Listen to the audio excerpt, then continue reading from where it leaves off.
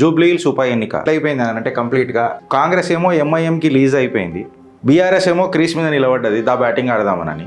అదృష్టవశాత్తు బీజేపీ ఏమో ఫ్రీజ్ అయిపోయింది. ఈ ఓట్ల కోసం, దేశం కోసం క్యాడర్ మొత్తం కన్ఫ్యూషన్. ఇక ఈ పొలిటికల్ మహాభారత్ జూబ్లీ హిల్స్లో తీసుకొని మనం మాట్లాడితే నిజంగా చెప్పాలంటే ఒక హీట్ ఎక్కిపిచ్చేసింది. పొలిటికల్ బ్యారోమీటర్లు కూడా గట్టిగా రేజ్ అయిపోయింది. కాంగ్రెస్ ఆల్రెడీ ఒక క్యాండిడేట్ని డిక్లేర్ చేసేసింది, బీఆర్ఎస్ ఆల్రెడీ రింగ్లకు దుంకింది, బీజేపీయే అసలైన సిసలైన ఎగ్జామ్కి హాల్ టికెట్ కూడా ఇంకా తెచ్చుకోలేదు. బీఆర్ఎస్ మీద నిన్న ఒక కేసు ఫైల్ అయింది, గుడి దగ్గర ప్లకార్డులు పట్టుకున్నందుకు వాళ్ళ మీదేమో కేసు వేసిండ్రు ఎలక్షన్ కమిషన్. నవీన్ యాదవ్ కాంగ్రెస్ ఫేసే, కాకపోతే ఎంఐఎం బేస్తో పోతుంది. వెనకటికి బీఆర్ఎస్ టైట్లో కూడా కొట్లాడిండు, ఇవాళ కాంగ్రెస్ సైడ్ నిలబడి తనకంటూ ఒక అసెంబ్లీలో సీటు దొరుకుతుందా అని చెప్పి ఆలోచిస్తున్నాడు.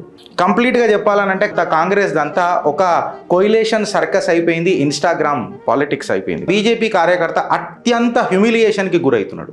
డోర్ టు డోర్ క్యాంపెయిన్ చేసి అమ్మ అయ్యా బీజేపీకి వేయాలి, అన్న తమ్ముడా అక్క చెల్లె బీజేపీకి వేయాలనంటే మీ క్యాండిడేట్ ఎవరు బాబు అని చెప్పి అడిగితే దేశం కోసం ధర్మం కోసం